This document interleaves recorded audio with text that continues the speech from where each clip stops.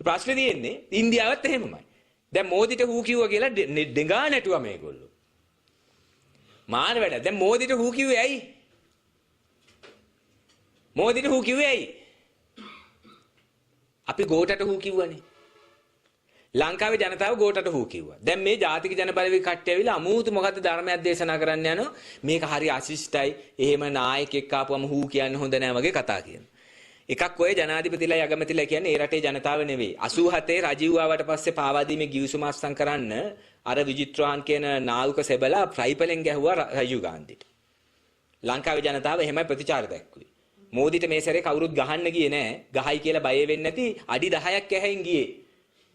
එකක් හමුදා උත්තමාචාර්යට යුද හමුදාව ගෙන්නුවේ නෑ. නාවික හමුදාව ගෙන්නුවෙත් නෑ. ගුවන් හමුදාව විතරක් ගෙන්නලා ගුවන් හමුදාව ඈතින් තියලා අඩි 10ක් මෙහෙයින්ම මෝඩිව අරන් ගියා. එච්චර බය වුණා අපි නම් කියන්නේ ඒ බය වෙච්ච එක ඇති. ඇති. බය වුණා. මේ පාරත් සෝල්ජර් කෙනෙක් කෙලලා හරි කියලා බය වුණා. හරිද? ඊට පස්සේ දැන් කියනවා දැන් ඒකෙන් යන්තම් ගැලවුණා කියලා සැනසුම් සුසුම් හෙල්ල දැන් කියන උඹලා හූ කියපේකෙන් තමයි ප්‍රශ්නේ උනේ. එකක් අපි විතරක් නෙමෙයි හූ කිව්වේ හැමතැනම හූ කිව්වා. බොරැල්ල හන්දියේ හොඳට හූ කිව්ව ජනතාව හෝනුත් ගැහුවා හයියෙන්. බත්තර මුල්ල හන්දියේත් අපේ ගමට එන වෙලාවේ මුළු ප්‍රදේශෙම ජනතාව හෝන් ගගහ හූ කිව්වා. අපිත් හූ කිව්වා.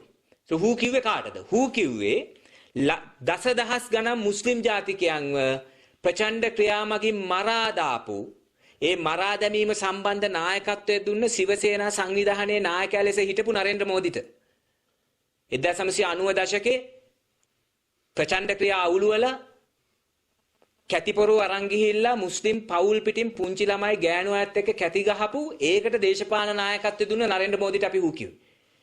ලංකාවේ ජනතාව තීරණය කරන්න උඩ හූ කියන්න ඕනේ නැද්ද ලංකාවට ආවට පස්සේ කියලා. හූ කියප එකත් මුදු වැඩි.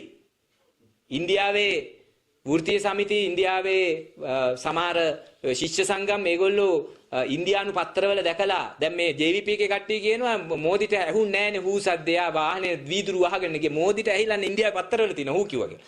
ලංකාවට මෝදි ආවට පස්සේ හූ කියලා එළෙව්වා කියලා අද ඉන්දියන් පත්‍ර ඔක්කොගෙම තියෙනවා. ඒව දැකලා ඉන්දියාවේ කට්ටිය කෝල් කරලා කියනවා ලංකාවේ මිනිස්සු නියමයි මේ මරු මේ ඇත්තටම අපිට මෙහෙ කරගන්න විදියක් නැහැ. මූ අපිට හූවක් කියන්න පාරේ යන්නේ.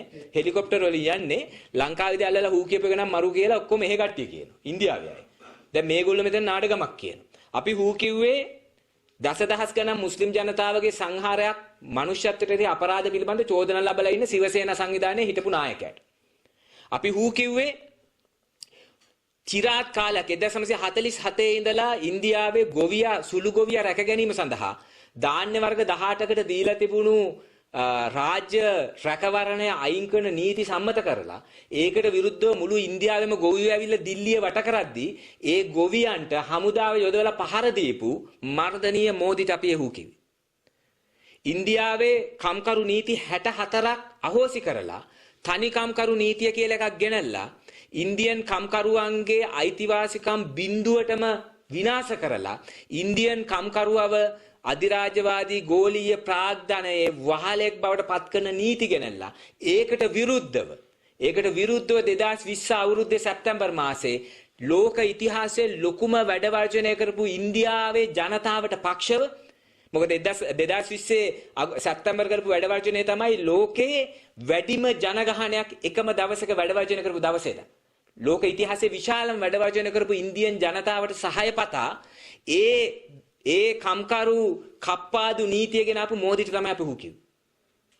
ඒ විතරක් නෙමෙයි ලංකාව මුළුමනින්ම ආර්ථික සහ දේශපාලන වශයෙන් යටත් කිරීම සඳහා වන ගිවිසුම් ජනාධිපතිගේ අත අඹරවල අත්සන් කරපු මෝදිට විරුද්ධව තමයි අපි මේක ගෙනාවේ. අපි හු කිව්වේ. ආණ්ඩුව මෝදි ඉස්සරහ දණින් වැටිලා නිවට වෙලා මේවට අත්සන් කරාට රටේ ජනතාව නිවට වෙන්නේ නැහැ. ඒක මම හිතන්නේ ඉතාම හොඳින් වර්තමාන කැබිනට් මාධ්‍ය ප්‍රකාශක නලින්ද ජයතිස්ස එවකට සහෝදරයා වර්තමාන ඇමතිතුමා කියපු කතාවක් තියෙනවා අන්න YouTube එකේ රනිල් ගිහිල්ලා ඒකාබද්ධ ප්‍රකාශය අත්සන් කරනකොට මෝදිත් එක්ක 2023 දී නලින්ද ජයතිස්සගේ කතාවක් තියෙනවා නායකයෝ දන ගැහුවට රටේ ජනතාව දන ගහන්නේ නැහැ. ඕවා එකක්වත් අපි කරන්න දෙන්නේ නැහැ කියලා. ඒ රනිල්ගේ ඒකාබද්ධ ප්‍රකාශයේ තියෙන ගිවිසුම් 7 තමයි මේ අත්සන් කරේ. රනිල් කියනවා මම 9කට එකඟ වෙලා තියෙන ඕගොල්ලන් දෙකක් මග ඇරලා ඉක්මනට ඒ දෙකත් අත්සන් කරන්න කියලා. දැන්